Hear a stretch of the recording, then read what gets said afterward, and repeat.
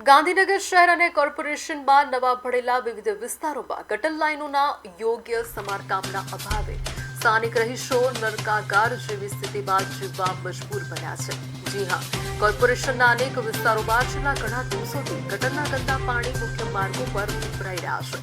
ખાસ કરીને ડીએસપી કચેરીની બિલકુલ સામે આવેલા આદિવાડા વિસ્તારમાં મુખ્ય માર્ગ નજીક છેલ્લા 15 દિવસથી ગટર લાઇન ચોકઅપ થઈ ગઈ છે, જેના કારણે માર્ગો પર દુર્ગંધયુક્ત પાણી સતત વહી રહ્યું છે। આ મુખ્ય માર્ગ પરથી રોજ હજારો સ્થાનિકો અને વાહન ચાલકો પસાર થાય છે, જેમને અસહ્ય દુર્ગંધનો સામનો કરવો પડી રહ્યો છે। સ્થાનિક વસાહતીઓએ આ ગંભીર સમસ્યા અંગે મહાનગરપાલિકાના સંબંધિત અધિકારીઓથી લઈને ઉચ્ચ કક્ષાએ વારંવાર લેખિત તથા મૌખિક ફરિયાદો કરી છે।